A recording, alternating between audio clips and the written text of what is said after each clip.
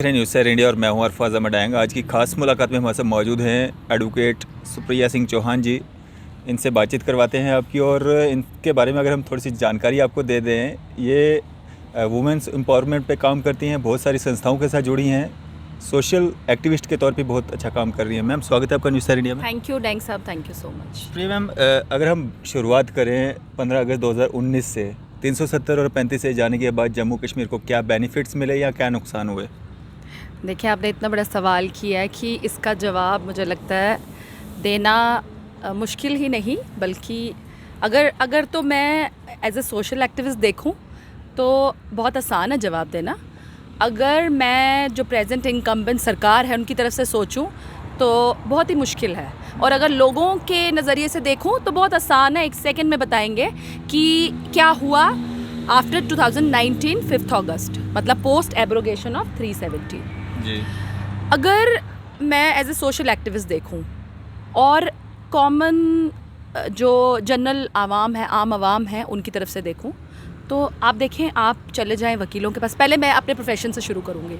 अगर आप चले जाएं वकीलों के पास तो आप देखेंगे कि वकील, सबको पता था कि 370 हटेगा और कुछ चीज़ें हैं जो चली जाएंगी, जैसे रजिस्ट्रेशन डिपार्टमेंट का आना, वो एक्ट यहाँ लागू होना, जुडिशरी के हाथ से रजिस्ट्रेशन ऑफ डॉक्यूमेंट्स निकलना और चले जाना रेवेन्यू के पास या गवर्नमेंट एडमिनिस्ट्रेशन के पास। दूसरा, वकीलों से आपने एक बहुत बड़ा हमारा मसला हुआ, आज तक we are suffering like anything, कि आपने देखा यहाँ कैट आ गया, यहाँ हाई कोर्ट से जो पावर थी सर्विस मैटर्स सुनने की वो चली गई सेंट्रल एडमिनिस्ट्रेटिव ट्रिब्यूनल के पास। आप देखें, हम परेशान हैं अब, क्योंकि और उसके बाद ऐसी कुदरत की मार पड़ी कि पैंडमिक भी आ गया। तो वकीलों से अगर आप पूछेंगे ना तो वकील ऐसा परेशान है। देखिए, आपको वो चंद 5-6 वकील नहीं देखने जो बहुत कमाते हैं। आई मीन वो ऑनलाइन भी उन्होंने काम किया, उन्होंने बहुत कमाया, लेकिन आपको हर स्ट्रैटा के वकीलों को देखना है। तो जब आप, क्या ज़रूरत है कि मैं बाकियों के पास जाऊँ? पहले तो मैं वकीलों की बात करूँगी ना। अगर आप देखें कि वकील जो बच्चे रजिस्ट्रेशन पे डिपेंडेंट थे, आज दैट इज़ ओवर। सबको पता है कि 370 का ऑफशूट रहा रजिस्ट्रेशन का यहाँ आना, कोई दुनिया की ताकत उसको बदल नहीं सकती। हाँ, शायद बहुत बड़े लेवल का प्रोटेस्ट होता, शायद वकील टोटल ही जुडिशरी जो मतलब बार है उसको बंद कर देते, उसको हॉल्ट पे ले आते, शायद कुछ होता, जो पलड़ा था पलट जाता, लेकिन ऐसा हुआ नहीं, क्योंकि आपको पता है हमारी बार में भी हर किस्म का पॉलिटिकल एलिमेंट है, और अगर जो इनकम्बेंट सरकार है अगर उसका बंदा हो तो आपको पता है वो पॉसिबिलिटी ही नहीं है कि वो चीज़ें वो होने दे जो गवर्नमेंट के ख़िलाफ़ है। वकालत, ठीक है, सेंट्रल एडमिनिस्ट्रेटिव ट्रिब्यूनल आया, हमें पता है हमारे इतने मसाइल हो गए हैं, इतने हो गए हैं कि आप ना ही पूछें तो अच्छा है। वो कहते हैं ना कि जितनी परेशानियां आप हमसे पूछोगे वो बढ़ती जाएंगी। कर रहे थे गमे जहां का हिसाब, या तुम बेहिसाब आए। तो वो वही है, ये बार बार हमें याद आते हैं। और जो यंग लॉयर्स हैं उनके आप मसले ना ही पूछें। अगर आप कभी उनसे बात करेंगे ना, इतने परेशान है कि we have a lawyer from Poonch who committed suicide, और उसने ये किसी से टेक्स्ट में बात की है कि मेरे पास खाने को राशन नहीं है। देखें, ये हुई एक बात, वो ठीक है, ये पेंडेमिक के दौरान हुआ, क्योंकि that 370 abrogation, going of cat, going of registration, ये सारा जब आपने मिलाया तो एक बहुत बड़ी अनएम्प्लॉयमेंट आ गई वकीलों में भी। फिर आओ आप ट्रेडर्स के पास, आप आओ बिज़नेस क्लास के पास। अगर आप देखेंगे बिज़नेस क्लास बहुत परेशान है। छोटे बिज़नेस वाले के पास जाओ से बड़े वाले के पास जाओ, वो कहते जी बिक्री नहीं है, वो कहते जी जब से GST आया, 1 नेशन 1 टैक्स, हमारी तो तबाही हो गई। बंदा 100 रुपये का सामान खरीदने गया, 150 रुपया बिल देना पड़ता है। अच्छा, जो छोटी छोटी दुकानें हैं जहाँ पर इनवॉइस नहीं मिलती, वो कहते हैं हमारे पास लोग ही नहीं आते खरीदने। कैसे आएंगे? आप देखें, देखें आजकल मन नहीं करता कि पेट्रोल पंप पे जाया जाए और तेल भरवाया जाए। 100 रुपये का 1 litre. There was a time जब मैं 2000 या 2500 रुपये की टैंकी फुल करवाती थी। आज टाइम आ गया 3500 रुपये में भी नहीं होती। और there are, I have seen people on the petrol pump जो 50 रुपये का पेट्रोल डलवा रहे हैं, 30 रुपये का डलवा रहे हैं। मतलब वो चाहते हैं कि चलो एक विजिट ही हो जाए, आके जाके वापस आ जाए।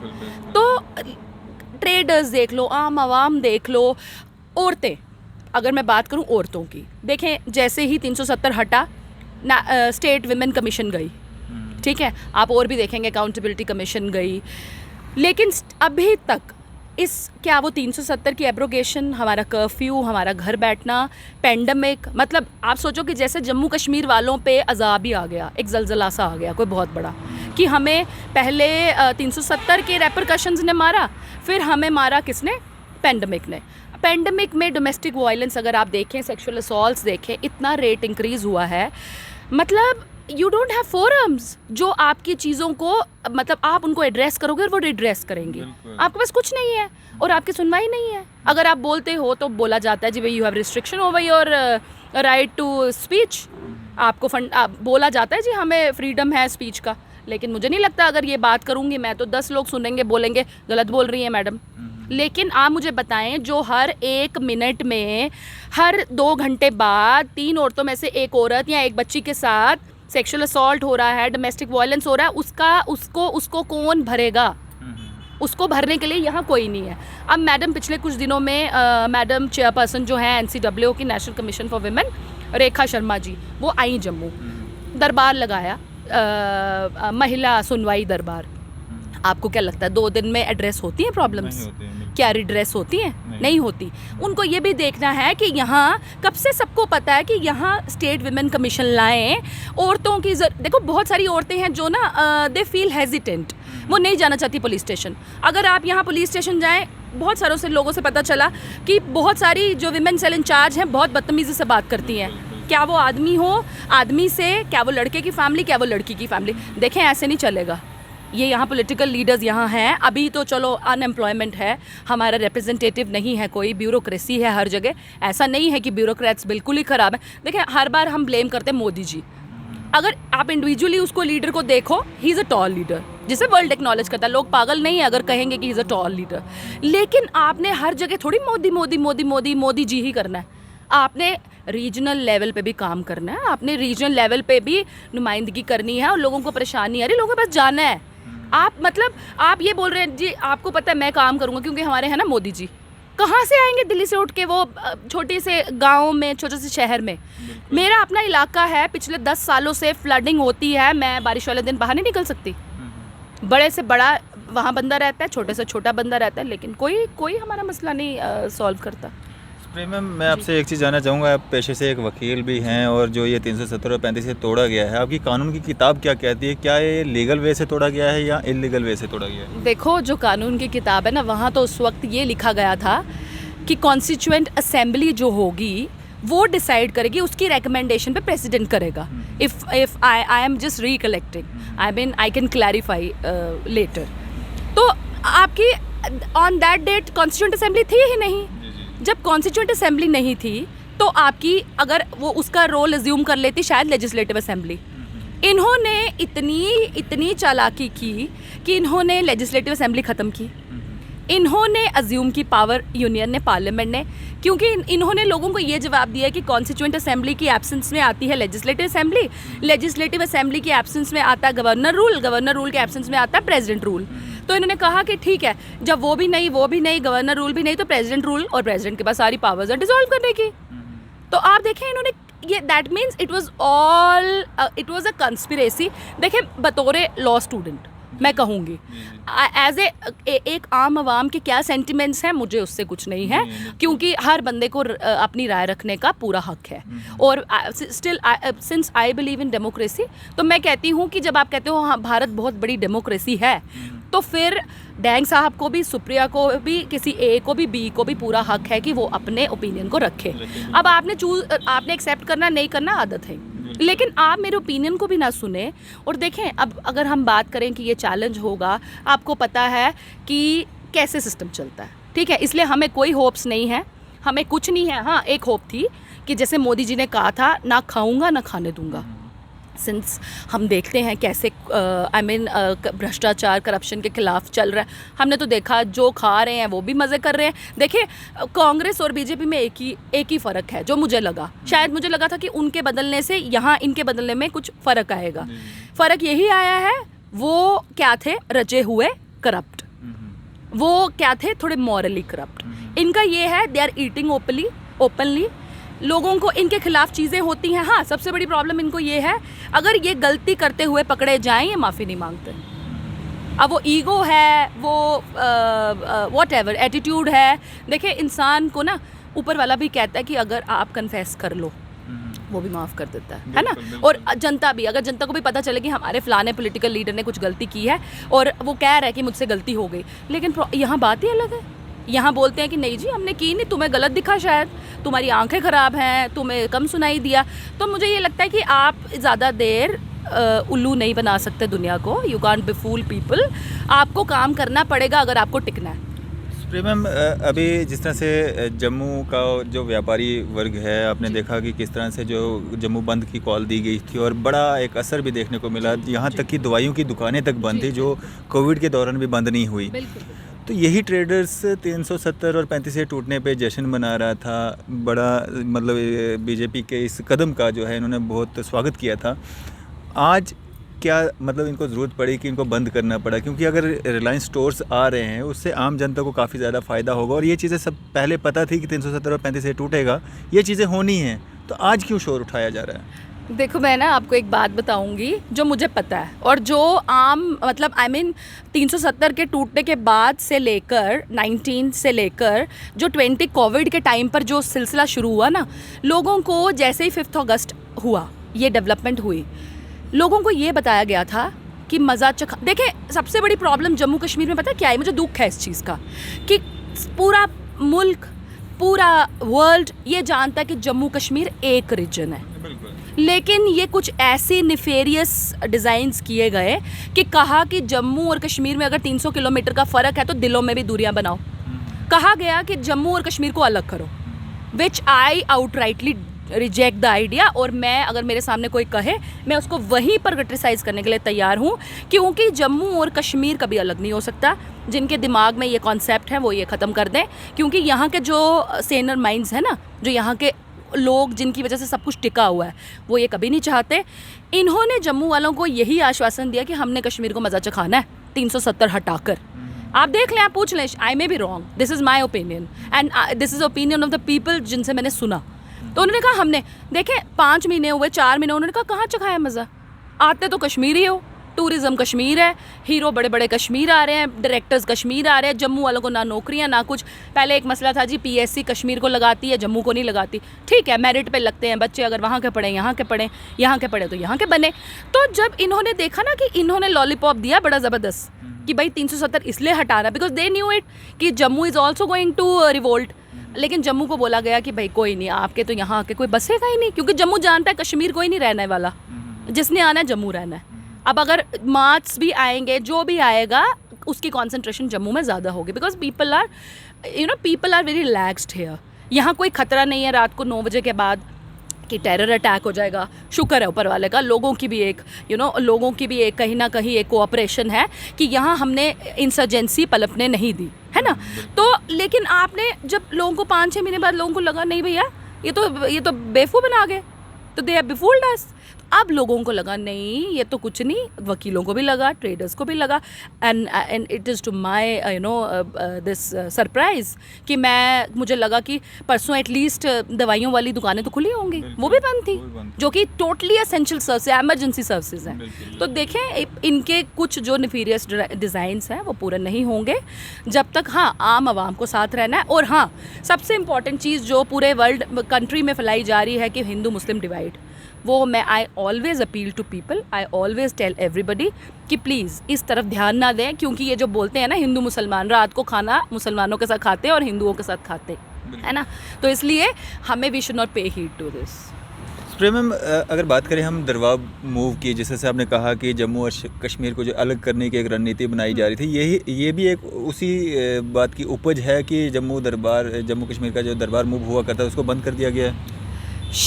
मुझे लगता नहीं है, क्योंकि दरबार मूव से ना मतलब जब भी कश्मीरी यहाँ आता था, जम्मू वाला डोगरा वहाँ जाता था, ये कल्चर आपस में तालमेल बनता था। देखिए मैं आपको बताऊँ, दरबार मूव अगर आप देखेंगे ना, अभी भी जो 33% दरबार मूव है, अगर 1500 एम्प्लॉयज़ हैं तो अभी भी 500 आर शिफ्टिंग, वो इधर से उधर जा रहे हैं, दे आर शटलिंग। प्रॉब्लम एक ही है, जम्मू को सबसे ज़्यादा इसका नुकसान जम्मू को है। आपको पता business is affected. Link road पूरा अगर आप देखें इस अक्टूबर से लेके अप्रैल तक फिल्ड विद कश्मीरीज। मॉल्स देख लें, because they have a tendency, थोड़ा मॉडर्न इम्पैक्ट रहा है, हर एक चीज़ें रही हैं, परचेजिंग पावर उनकी हाई है। कुछ चीज़ों में शक नहीं है और हमें नहीं करना चाहिए। वी शुड बी प्राउड कि अगर कश्मीर की परचेजिंग पावर कैसे बनी, that is for the agency to decide कि किसकी सोर्स ऑफ इनकम क्या है, उसके पास पैसा कितना है, ये उन्होंने डिसाइड करना है। लेकिन दरबार मूव का बहुत बड़ा अफेक्ट होने वाला है, हुआ है और अब होने वाला है। आप देखेंगे शायद एजिटेशंस ना हो, जब ट्रेडर्स देखेंगे कि भाई लोग आए नहीं इधर, तो कैसे चलेगा उनका सिलसिला। सबको पता है कि जम्मू का business is because of Kashmir है। तो आई फील शायद, मुझे नहीं लगता इसमें एलिमेंट ऑफ डिवीजन है, क्योंकि ये पूरा हो नहीं पाएगा। क्योंकि जब आम आवाम, ट्रेडर्स, कुछ सेक्शंस इकट्ठी हो जाती हैं, तो जितना मर्जी बड़ा पावरफुल डिसीजन हो वो उल्टे हो जाते हैं। कोई बड़ी बात नहीं। प्रीमियम जिस तरह से 370 और 35 से तोड़ा गया था, मैं बार बार इसी मुद्दे पे इसलिए आ रहा हूँ क्योंकि इसको जोड़ा गया था जम्मू कश्मीर की डेवलपमेंट से। तो कहा यह गया था कि जम्मू कश्मीर को डेवलपमेंट मिलेगी, रोज़गार मिलेगा, कारोबार में जो युवा हैं हमारे वो मतलब एडजस्ट होंगे। लेकिन जो बाहर के कंपनीज़ हैं या बाहर के ट्रेडर्स हैं उनको यहाँ पे बुलाया जा रहा है। अगर वाइन ट्रेडर्स की बात करें हम, या माइनिंग की बात करें हम, जो ठेके हैं सब बाहर वालों को दिए जा रहे हैं, या रिलायंस स्टोर्स की बात करें हम, वो भी बाहर वाले लोग जो हैं यहाँ पे आने की कोशिश कर रहे हैं। तो बाहर वालों को फ़ायदा मिल रहा है, तो जम्मू कश्मीर को 370 और 35 से टूटने का क्या फ़ायदा हुआ? देखिए ना, ये जवाब उनको देना पड़ेगा ना, जिन्होंने कहा था कि 370 हटने और 35 से हटने पर तुम्हारे लिए सोने की नगरी बन जानी है। अब ये दें ना वो जवाब, क्योंकि मेरे को पता है कि देखें, I am not averse to development. मैं चाहती हूँ जैसा बॉम्बे है, जैसा हैदराबाद है, वैसा जम्मू कश्मीर भी हो। लेकिन सबको पता है कि अभी हम जम्मू कश्मीर वो है जो दिल्ली से, पंजाब से भी 10 साल पीछे है। ठीक है, हमारे पास प्रॉपर एजुकेशन सिस्टम नहीं है, हमारे पास प्रॉपर कुछ भी देख लें आप, बेसिक एमिनिटीज़ देख लें आप, रहने का तरीका देख लें, बिजली देख लें, पानी देख लें। पहले आपको कोप अप करना है, फिर आप उन्हें इक्वेट करें बॉम्बे के साथ। और ये देखें, कॉन्सेप्ट है बहुत बड़ा रिजर्वेशन का, क्यों लाया गया? आज तक दे रहे हैं IAS IPS, बड़े बड़े ब्यूरोक्रेसी, उनकी फैमिली के बच्चे भी अभी तक रिजर्वेशन अवेल करते हैं, कोटे में बनते हैं। छोड़ देनी चाहिए। तो ये भी एक रिजर्वेशन थी जम्मू कश्मीर को बाकी स्टेट से बचाने के लिए, कि जिस दिन ये ऊपर बढ़ जाएगा उस दिन हम इसको भी आज़ाद कर देंगे। टेम्पररी का मतलब ही यही था। लेकिन आप हाथ धो के उस टेम्पररी के पीछे ही पड़ गए कि पता नहीं क्या खा लिया जम्मू कश्मीर ने। और आप देख लें, सब कुछ आपके सामने, कोई नौकरी नहीं है। Everybody PhD student is applying for a 4th class post. कितनी बड़ी, it's an offence to the PhD degree. किसको बोलते हैं PhD डिग्री? आप खुद सोचें ना। लेकिन ये जवाब शायद I am not the appropriate person to answer. ये आपने उनसे लेना है जिन्होंने कहा था कि सोने की नगरी बन जाएगी। तो सुप्रीम मैम, आखिर में 370 का केस जो है अभी सुप्रीम कोर्ट में चल रहा है, तो उस पर बार बार ये चीज़ें कहना टूटा है या ख़त्म हो चुका है, क्या एज आ एडवोकेट मतलब क्या राय रखती हैं आपकी? ऐसा होना चाहिए जिस तरह से खुशियां मनाई जाती हैं, मतलब पार्टीज़ की जाती हैं, होना चाहिए? नहीं, बिल्कुल नहीं, because since it is a sub judice matter in the Supreme Court, सवाल ही नहीं उठता। लेकिन अब देखें, हर बंदा कानूनी साउंड नहीं होता, ठीक है? और कानून भी हर बार घर नहीं पहुंचता। जिस दिन कानून को लगता है कि कंटेम्प्ट हो रहा है, कोर्ट को लगता है, court will issue the contempt notice. और वंस द मैटर इज, देखें फिर फ़र्क क्या हुआ वकीलों में और आम आवाम में? वकील तो भाषा जानता है ना, लेकिन दुख ये होता है कि जब वकील टर्न्ड पॉलिटिशियंस भी ऐसी बात करें और अपने छोटे छोटे लोगों को, अपनी कॉन्स्टिट्यूएंसीज़ को ये बताएं कि भैया अब तो मसला ही ख़त्म है, तो ये उनका फ़र्ज़ बनता है। देखिए, ये आपने पॉलिटिशियन रहना 4 साल 5 साल, लेकिन आपने एक आवाम का हिस्सा रहना पूरी उम्र, टिल यू डाई। तो आप उन्हें गुमराह ना करें, आप उन्हें बताएं कि उनका अच्छा किसमें है, उनकी बुराई किसमें है। और देखिए, हम इंसान हैं। अगर वी बिलीव इन एक वेदास में कहा जाता है वासुदेवम कुटुंबकम, the world is one family. वो तो कहा है कि पूरा वर्ल्ड एक फैमिली है। तुम तो भैया जम्मू कश्मीर को भी नहीं फैमिली समझते। तो what do I feel is, Dang साहब, मेरा I just appeal to people कि डेवलपमेंटल कामों में काम करें और रिकॉग्नाइज करें आपकी बेहतरी के लिए कौन है, और आउटराइटली रिजेक्ट करें उसको, उसके मुंह पे कहें कि भैया यू आर नॉट अप्रोप्रिएट। देखिए, टेस्ट तो करना पड़ता है। एक बार एक आ गया, लेकिन दोबारा उसको ब्लंडर कमिट करने के लिए ना लाएं। टेस्ट करें, छोड़ें। चलिए शुक्रिया हमारे साथ बातचीत करने के लिए, अपना कीमती समय देने के लिए। Thank you so much. तो ये थी हमारे साथ एडवोकेट सुप्रिया चौहान जी, जिन्होंने काफ़ी सारी जो है चर्चा की हमारे साथ। उम्मीद करेंगे कि आपको पसंद आई होगी। आप देखते रहें न्यूज़ सैर इंडिया। मैं अरफाज अहमद डैंग, कैमरामैन शाहनवाज के साथ।